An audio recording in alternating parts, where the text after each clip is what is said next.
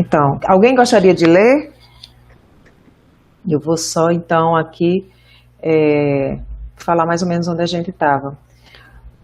O André, ele estava junto com Lísias, ele foi ao encontro do ministro Benevenuto e iam começar uma conversa ali. Eles tinha terminado a palestra do governador e eles estavam todos ali ainda nessa vibração, né? E eu vou começar do parágrafo superior, só para ficar mais bem localizado, mas a gente está nessa parte verde aí. Numerosos grupos de visitantes permutavam ideias sob a copa das grandes árvores. Lísias conduziu-me ao núcleo maior, onde Benevenuto trocava impressões com diversos amigos, apresentando-me com generosas palavras.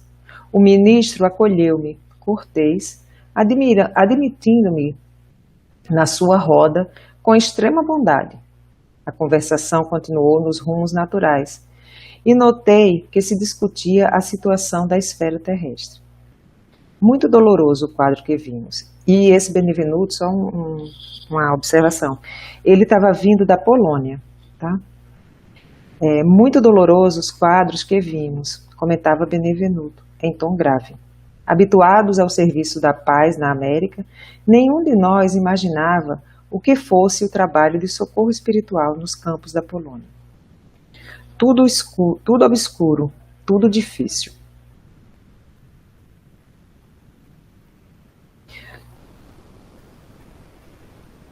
Não se podem ali esperar claridades de fé nos agressores, tampouco na maioria das vítimas, que se entregam totalmente a pavorosas impressões.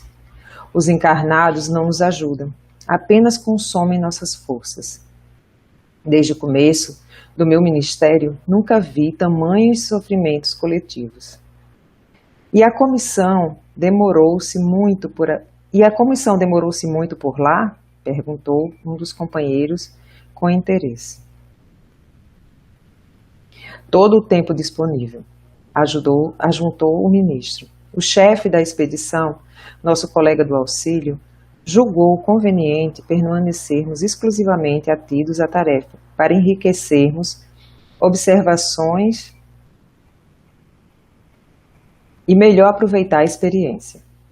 Com efeito, as condições não poderiam ser melhores.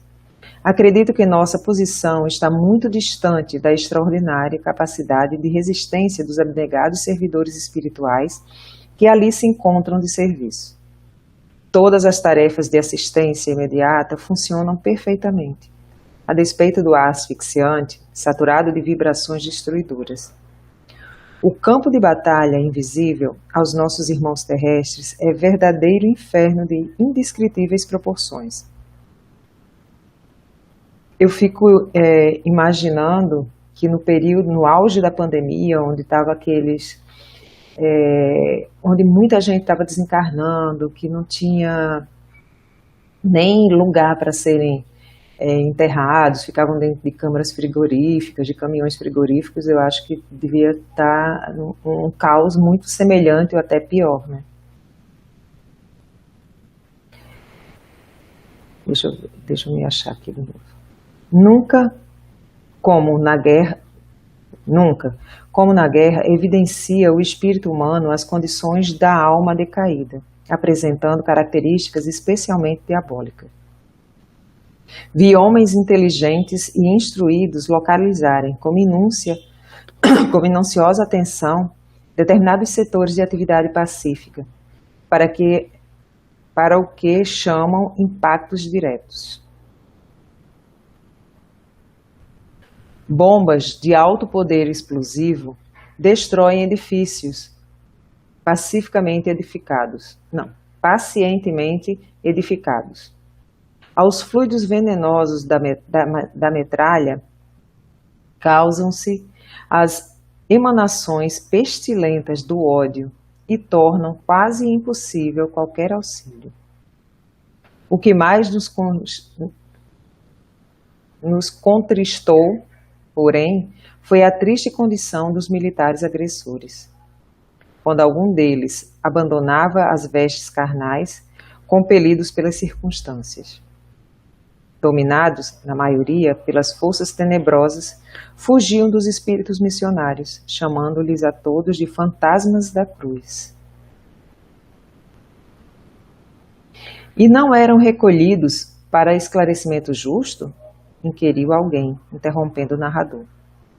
Benevenuto esboçou um gesto significativo e respondeu: será sempre possível atender aos loucos pacíficos no lar, mas que remédio se reservará aos loucos furiosos, senão o hospício?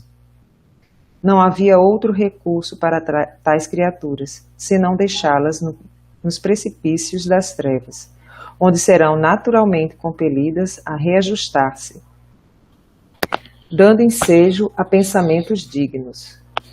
É razoável, portanto, que as missões de auxílio recolham apenas os predispostos a receber o socorro elevado. Os obstáculos entrevistos foram, portanto, demasiadamente dolorosos por muitas razões.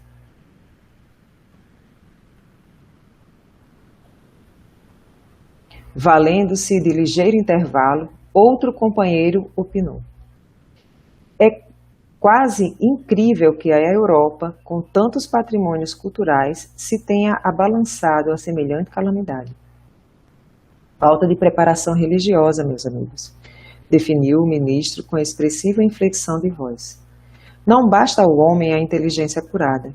É-lhe necessário iluminar raciocínios para a vida eterna. As igrejas são sempre santas em seus fundamentos e o sacerdócio será sempre divino, quando cuida essencialmente da verdade de Deus. Mas o sacerdócio político jamais atenderá à sede espiritual da civilização, Sem o sopro divino, as personalidades religiosas poderão inspirar respeito e admiração. Não, porém, a fé e a confiança. Não, peraí que eu li tudo errado. Sem o sopro divino, as personalidades religiosas poderão inspirar respeito e admiração? Não, porém, a fé e a confiança. Mas o Espiritismo? Perguntou abruptamente um dos circunstantes. Não surgiram as primeiras florações doutrinárias na América e na Europa há mais de 50 anos? Não continua esse movimento novo a serviço das verdades eternas? Benevenuto sorriu, esboçou um gesto extremamente significativo e acrescentou: o Espiritismo é a nossa grande esperança, e por todos os títulos é o consolador da humanidade encarnada. Mas a nossa marcha é ainda muito lenta. Trata-se de uma dádiva sublime, para a qual a maioria dos homens ainda não possui olhos de ver. Esmagadora porcentagem de aprendizes novos aproxima-se dessa fonte divina a copiar antigos vícios religiosos. Querem receber proveitos, mas não se dispõem a dar coisa alguma de si mesmo. Invocam a verdade, mas não caminham ao encontro dela. Enquanto muitos estudiosos reduzem os médios a cobaias humanas, numerosos crentes procedem à maneira de certos enfermos, que, embora curados, creem mais na doença que na saúde, e nunca utilizam os próprios pés. Enfim, procuram-se por lá os espíritos materializados para o fenomenismo passageiro, ao passo que nós outros vivemos à procura de homens espiritualizados para o trabalho sério. O trocadilho arrancou expressões de bom humor geral, acrescentando o ministro gravemente: nossos serviços são astronômicos. Não esqueçamos, porém, que todo homem é semente da divindade. Ataquemos a execução de nossos deveres com esperança e otimismo, e sejamos sempre convictos de que, se bem fizemos a nossa parte, podemos permanecer em paz, porque o Senhor fará o resto. Vani, fazer um comentário nessa parte do ministro Benevenuto. Ele falando, né, sobre o espiritismo. Essa parte, ela tá se passando em 1939. E no século XX, na segunda metade, e agora no século XXI, a gente tem visto os caminhos da espiritualidade surgirem pelos mais variadas formas, expressões, e me parece que é uma forma como a espiritualidade ela tem se utilizado para tocar nos corações do máximo de pessoas possíveis no mínimo tempo possível. Seria mais ou menos essa a ideia. Então, são as formas religiosas, espirituais, bem diferentes, com pequenas particularidades, que as pessoas elas vão se afinizando e ali vai trabalhando os aspectos espirituais. Eu acredito que isso é como se fosse um chamado mesmo. Então, vieram muitos espíritos, eles reencarnaram e foram apresentando formas bem diferentes e que estão ligados à espiritualidade. E que, nesse processo da transição, ele é importante para elevar o padrão vibratório do planeta. Então, isso está acontecendo em tantas e tantas correntes diferentes. E eu acredito que depois vai haver o caminho de maiores unificações, de maiores unidades, onde vai se perceber que são linguagens parecidas e cada vez mais vai se interligar em caminhos da espiritualidade que são mais unificados, né? Não que vai haver, é esse aqui, mas a espiritualidade vai se tornar uma realidade.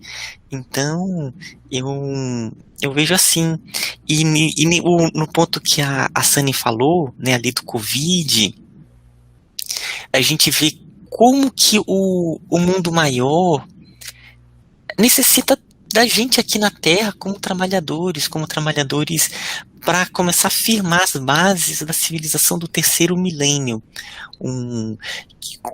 bases que sejam fraternas, com diálogo, com pontes, né, formação de canais de comunicações variadas. Então, é algo muito tocante vendo esses relatos e como eles estavam preocupados e vendo o mundo maior trabalhando tanto e aqui nos encarnados é ainda tão comum, né, a gente não perceber todo o nosso potencial no trabalho do bem. Então é isso que eu queria compartilhar aí com vocês. Eu acho bem interessante esse termo que até que você usou agora, de fazermos pontes, né? Cada vez mais eu acho que as religiões, elas estão, algumas, né, estão tentando fazer essas pontes de ligação, porque, na verdade, é um Deus, uma força maior que a maioria delas acreditam, mas que, assim, a união de todos é que vai fazer uma grande transformação.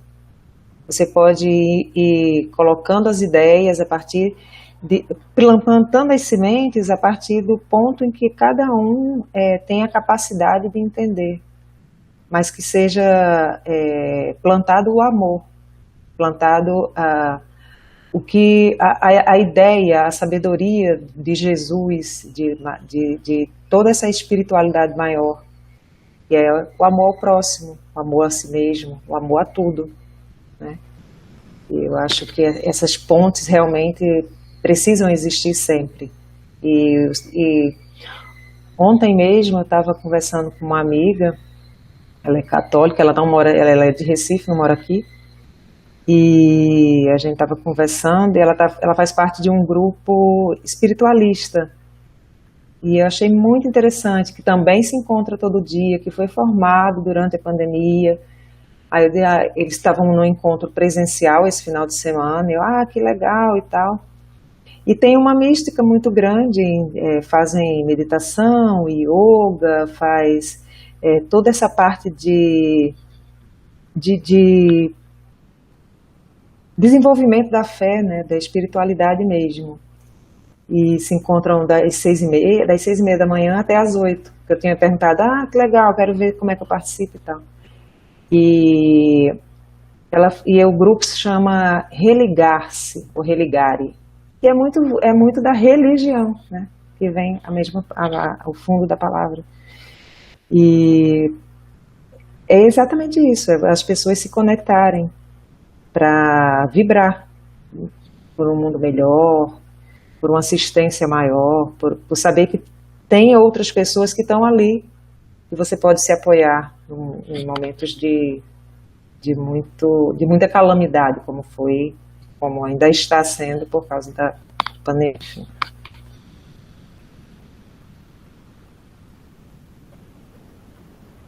Acho que deve começar um novo capítulo agora. As trevas. Enriquecendo as alegrias da reunião, Lísias deu-me a conhecer novos valores da sua cultura e sensibilidade, dedilhando com maestria as cordas da citara. Fez-nos lembrar velhas canções e melodias da terra. Dia verdadeiramente maravilhoso.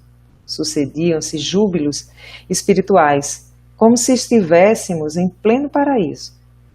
Quando me vi a sós com o bondoso enfermeiro do auxílio, procurei transmitir-lhe minhas sublimes impressões. Não tenha dúvida, disse sorrindo. Quando nos reunimos aqueles a quem amamos, ocorre algo de confortador e construtivo em nosso íntimo. É o alimento do amor, André. Quando numerosas almas se congregam no círculo de tal ou qual atividade, seus pensamentos se entrelaçam, formando núcleos de força viva, através dos quais cada um recebe seu quinhão de alegria, sofrimento e da vibração geral. É por essa razão que, no planeta, o problema do ambiente é sempre fator ponderável no caminho de cada homem. Cada criatura viverá daquilo que cultiva. Quem se oferece diariamente à tristeza, nela se movimentará. Quem enaltece a enfermidade, sofrer-lhe-á o dano. Observando-me a estranheza, concluiu. Não há nisso mistério. É a lei da vida, tanto nos esforços do bem como nos movimentos do mal. Das reuniões de fraternidade, de esperança, de amor e de alegria, sairemos com a fraternidade, a esperança, o amor e a alegria de todos. Mas de toda a assembleia de tendências inferiores, em que predominam o egoísmo, a vaidade ou o crime, sairemos envenenados com as vibrações destrutivas desses sentimentos. Tem razão, exclamei comovido. Vejo nisso, igualmente, os princípios que regem a vida nos lares humanos. Quando há compreensão recíproca, vivemos na antecâmara da aventura celeste. E, se permanecemos em desentendimento e maldade, temos o inferno vivo. Lísias teve a expressão de bom humor, confirmando a sorrir. Foi então que lembrei de interpelá-lo sobre uma coisa que, de algumas horas, me torturava a mente. Referia-se... Me perdi. Tá aqui. Referia-se o governador, quando nos dirigiu a palavra aos círculos da terra, do umbral e das trevas. Mas, francamente, não tinha eu, até então, qualquer notícia desse último plano. Não seria região trevosa o próprio umbral? Onde vivera, por minha vez, as sombras densas durante anos consecutivos? Não via nas câmaras numerosos desequilibrados e doentes de toda espécie, procedentes de zonas umbralinas? Recordando, que Lísias me dera esclarecimentos tão valiosos de minha própria situação no início da minha experiência em nosso lar, confiei-lhe minhas dúvidas íntimas, expondo-lhes a perplexidade em que me encontrava. Ele esboçou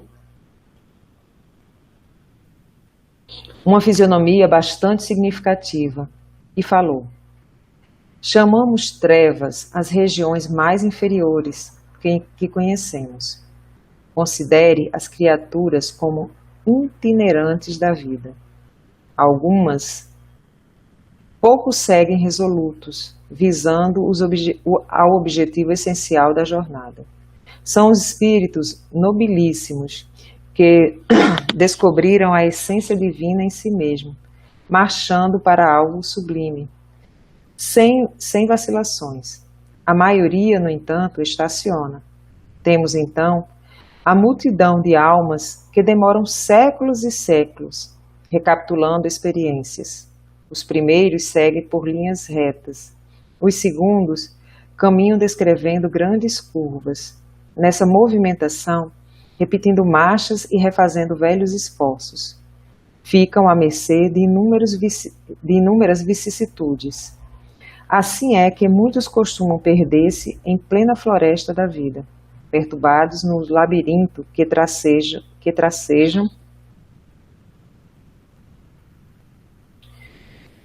para os próprios pés. Eu queria fazer uma pergunta aqui. A gente vê que na crosta terrestre existe bastante desequilíbrio, né? Com muitos encarnados ainda num estado de maldade, de egoísmo. E essas pessoas, quando reencarnam aqui, elas vêm normalmente de onde? É possível esses espíritos das trevas reencarnarem?